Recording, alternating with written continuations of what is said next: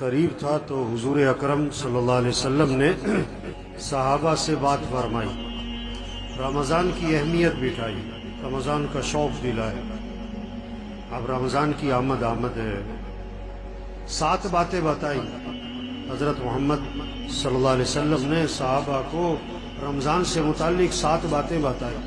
یہ 7 باتیں ہر گھر میں اس کے تذکرے ہوں، بچوں کی زبانوں پر، بوڑھوں کی زبانوں پر، مجلسوں میں بیٹھے، صبح سیر کر رہے ہیں، دوستوں میں بیٹھے، یہ باتیں کریں۔ یہ 7 باتیں اللہ کے نبی نے صحابہ سے فرمائی رمضان سے پہلے۔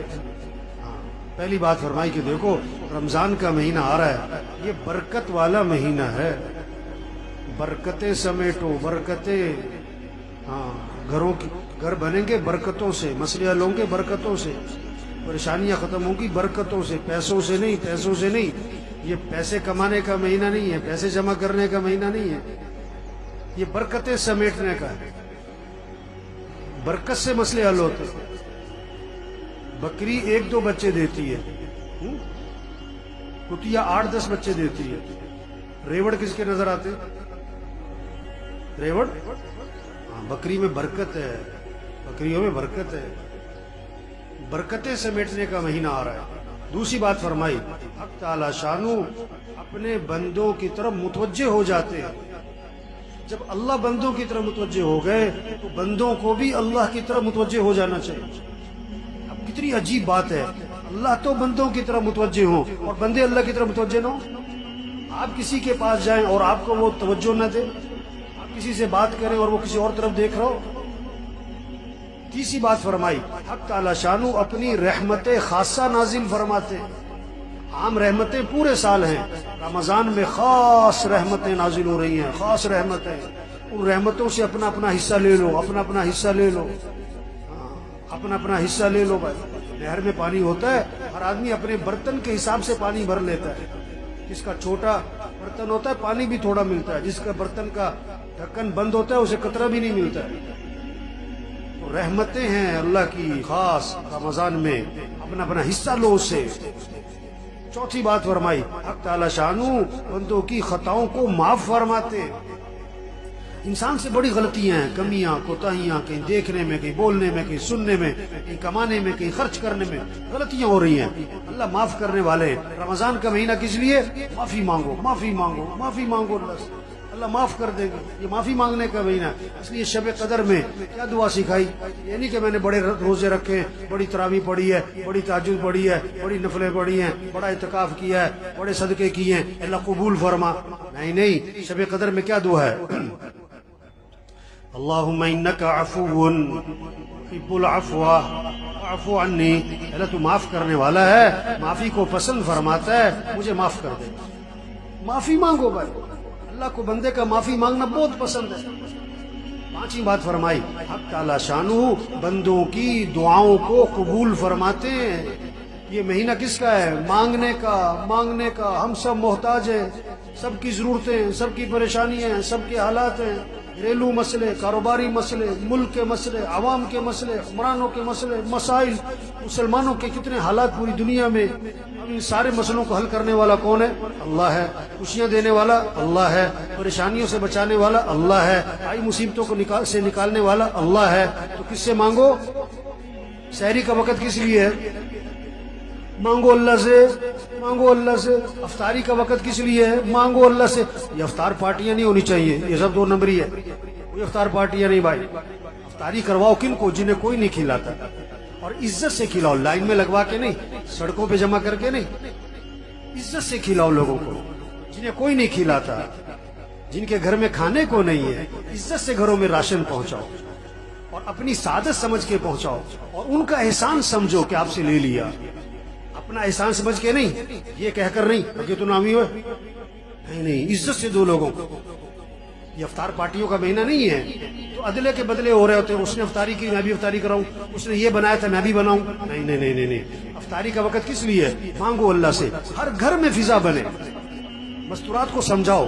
ابھی افطاری جو ہے نا، عصر سے پہلے کر لو جو کرنا ہے، عصر کے بعد قرآن پڑھو، ذکر کرو. افطاری سے 15-20 منٹ پہلے سب دسترخوان بیٹھ کے دعا مانگو, دعا مانگو, اللہ سے مانگو. اللہ خوش ہوتے ہیں. دست اٹھانے والے فرشتوں سے اللہ فرماتے ہیں جب رمضان کا مہینہ شروع ہوتا ہے کہ اپنی اپنی عبادت چھوڑ دو, اب تمہارا ایک ہی کام ہے کہ روزے داروں کی دعاؤں پر آمین کہتے رہو. یہ مانگنے کا مہینہ آ رہا ہے, مانگو اللہ سے, مانگو اللہ سے. ایک اللہ کی ذات ہے جس سے مانگو تو خوش ہوتا ہے, نہ مانگو تو ناراض ہو. خزانے بھرے پڑے, وہ سخی ہے, وہ کریم ہے, وہ جواد ہے.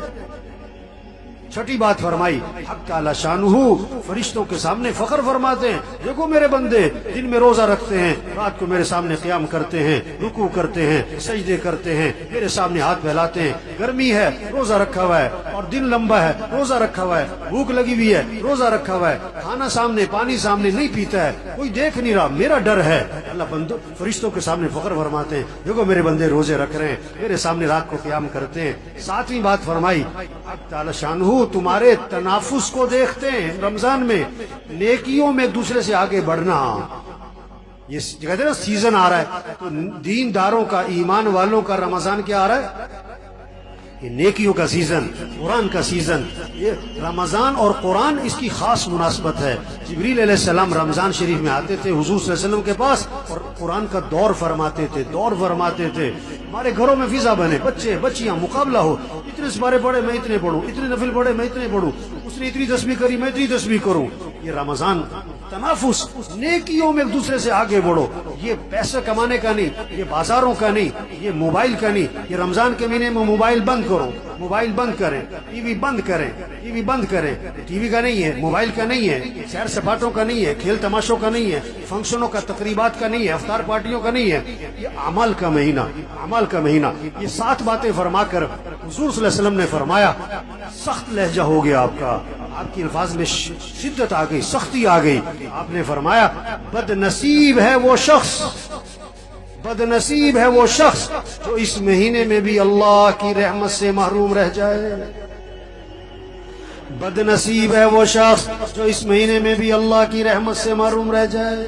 رمضان جیسا مہینہ آیا اپنی برکتوں سمیت, اپنی خیروں سمیت, اپنی رحمتوں سمیت, اور اس نے اس سے کوئی فائدہ نہ اٹھایا, اور رمضان میں بھی اس کی زندگی میں تبدیلی نہ آئی. اس نے رمضان میں بھی گناہوں کو نہ چھوڑا, اس نے رمضان میں بھی برائیوں کو نہ چھوڑا, رمضان میں بھی مسیح میں نظر نہ آیا, رمضان میں بھی جھوٹ نہ چھوڑا, رمضان میں بھی بے حیا برائی کو اور ماں باپ کی نافرمانی کو نہ چھوڑا. بھائی بڑا قیمتی مہینہ آ رہا ہے, اور پتہ نہیں کس کس کا آخری مہینہ ہے, پتہ نہیں کس کس کا آخری رمضان ہے. کتنے پچھلے رمضان میں تھے, اس رمضان میں نہیں ہوں گے, اور کتنے اس رمضان میں ہوں گے, اور اگلے رمضان میں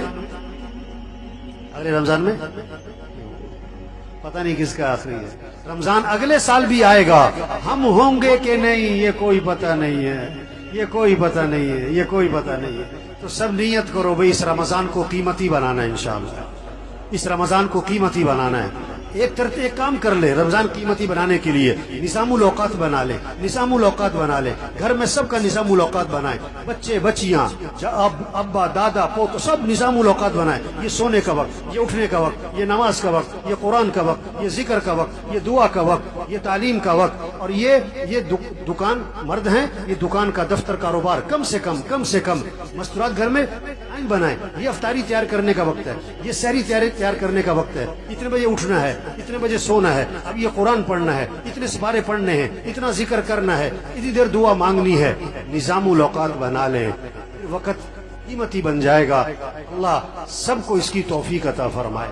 نیت کریں, دعا مانگیں, کوشش کریں. اللہ ہمیں توفیق عطا فرمائے.